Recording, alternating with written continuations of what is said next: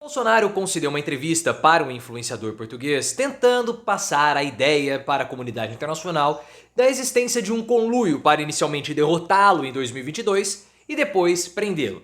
A mesma coisa que ele fez naquela reunião dos embaixadores, só que a gente sabe que não vai dar certo, porque a mídia internacional repercutiu a operação contra o Carlos Bolsonaro, associando muito fortemente Carlos a Bolsonaro. Então não adianta, Bolsonaro não vai ter respaldo internacional. E ele teve um papel patético dizendo que ninguém sabe como Lula venceu. Só que uma pesquisa interna do PL mostra que Lula continua derrotando Bolsonaro. Então ele tem que aceitar o fato dele ser preso. E ele não vai conseguir fugir vendendo essa narrativa. Na sua opinião, a comunidade internacional quer a prisão do Bolsonaro? Ele vai conseguir fugir ou ele pensa em fugir? Se você concorda comigo que não adianta porque ele vai ser preso, deixa o like e se inscreva no canal. A entrevista do Bolsonaro aconteceu para um influenciador português, um influenciador de extrema direita. A gente sabe, aquele tipinho típico do Bolsonaro, muito nichado. Sempre para aquelas pessoas que gostam de teorias da conspiração.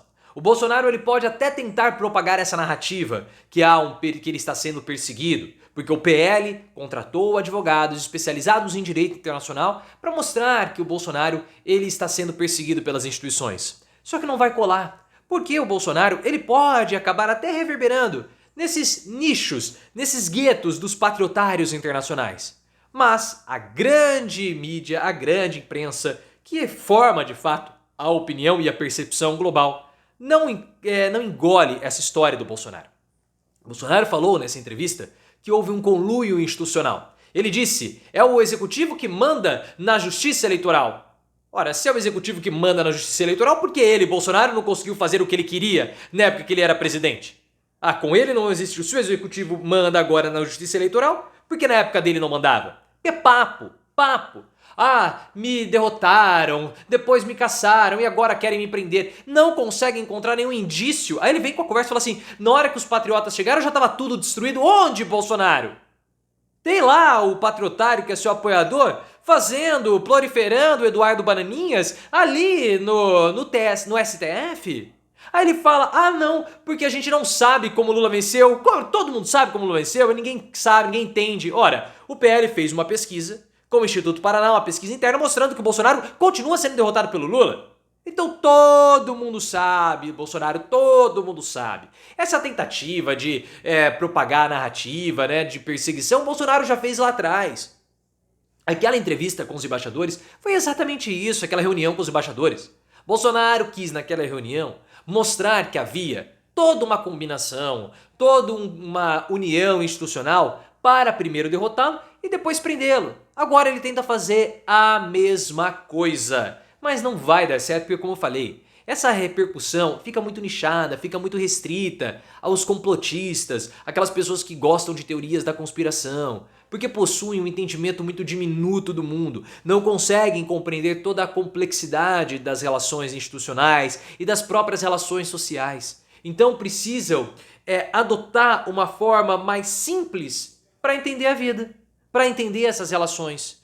Conspirações, sistemas, o sistema por trás. São pessoas que têm um pensamento infantil, porque os bolsonaristas, eles são infantis, e essas pessoas de extrema direita são todas infantilizadas. Mas o Bolsonaro tenta até para conseguir uma fuga, porque ele precisa vender essa narrativa que ele está sendo perseguido, a comunidade internacional precisa engolir isso para ele conseguir asilo político, porque nesse momento, a única forma que o Bolsonaro tem para não ser preso é fugir. Porque a Polícia Federal, com a investigação da BIM Paralela, avançou para o coração do bolsonarismo.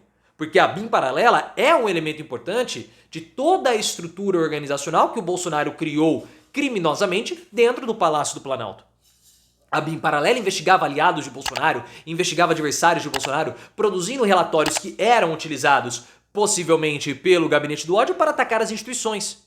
Além de interesses pessoais, porque a BIM Paralela foi utilizada pela defesa do Flávio Bolsonaro para produzir relatórios no escândalo das rachadinhas. E também para proteger o Jair Renan.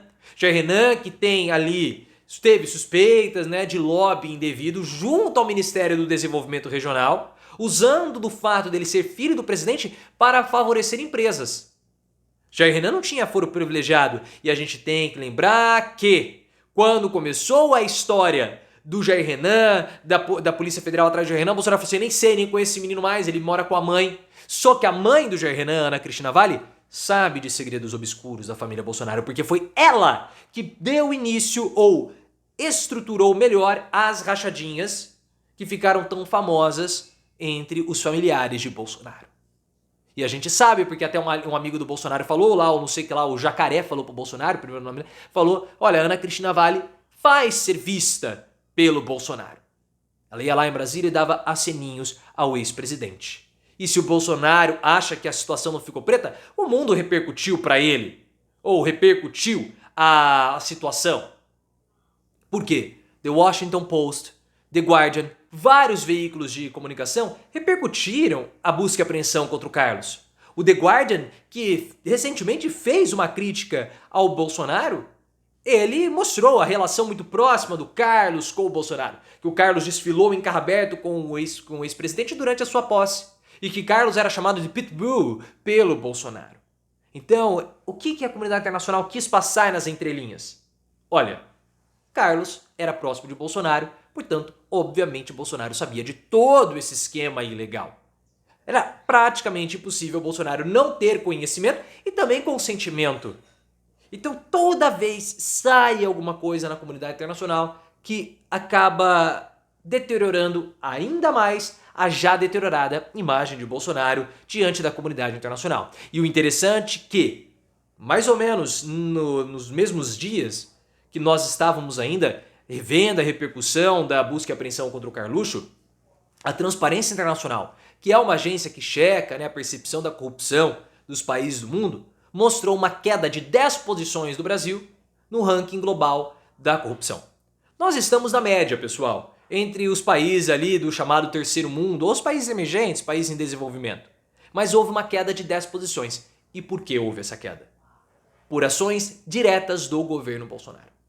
Principalmente as ações de Bolsonaro para proteger seus filhos diante das investigações que estavam ficando cada vez mais próximas a ele. E como nós vimos, a BIM paralela foi utilizada pelo Bolsonaro, ou pelo Flávio Bolsonaro e sua defesa, no escândalo das rachadinhas. Também foi citado a participação de Augusto Aras como sendo Procurador-Geral da República, que matava tudo no peito e arquivava.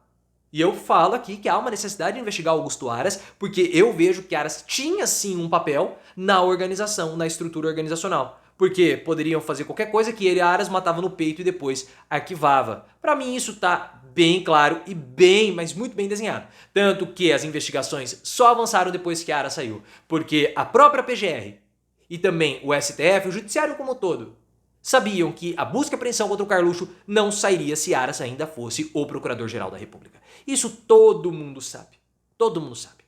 E se Bolsonaro acredita que, não, eu vou conseguir, falando para nichos, falando para guetos, que, não, eu vou propagar narrativa perseguida, não vai. Não vai. Porque o 8 de janeiro foi visto pela comunidade internacional como uma tentativa de golpe de Estado. Pedro Sánchez, primeiro-ministro espanhol, em discurso na Assembleia Geral da ONU, falou do que aconteceu no Brasil, do que aconteceu no Gabão e do que aconteceu na Namíbia. Tentativas de golpe de Estado. O mundo vê Bolsonaro como alguém que tentou dar um golpe de Estado. O discurso da ONU mostra que a comunidade internacional não vai encarar todo o processo de prisão de Bolsonaro como uma injustiça, porque o judiciário brasileiro está tendo todo o cuidado para evitar que haja assodamentos, para evitar que haja uma celeridade negativa para a prisão do Bolsonaro. Muitos de vocês reclamam aqui nos comentários que está demorando muito a prisão. A prisão está sendo construída. Você não sabia do escândalo da BIM paralela. Na verdade, a gente já sabia, mas a investigação não tinha avançado como avançou agora. E sem o fechamento desse inquérito, você não pode fechar os outros, porque eles estão todos interligados. E com todas essas percepções negativas, Bolsonaro não terá respaldo internacional. Mesmo durante o período que ele era presidente, a percepção diante de Bolsonaro era muito ruim na comunidade internacional. Principalmente por conta de todo o descuidado que Bolsonaro tinha com o meio ambiente. A Europa é muito sensível a essas questões. E Bolsonaro, com o passar do tempo, foi deteriorando ainda mais a sua imagem. Depois ele foi denunciado e condenado no Tribunal Permanente dos Povos. Uma condenação simbólica, concordo com você. por conta do que ele fez com os povos originários aqui no Brasil. Mas tudo isso fere a imagem de Bolsonaro, que nesse momento precisa ter respaldo, precisa ter narrativas positivas a favor dele, mas nenhuma delas cola, nenhuma delas pega. Porque Bolsonaro vai ser preso, Bolsonaro não tem respaldo internacional, Bolsonaro não tem nada. O que Bolsonaro tem é uma passagem só de ida para Bangu. E essa passagem já tá ficando quase carimbada. Ele tá chegando no check-in, pessoal. Tá chegando. No aeroporto ele já tá.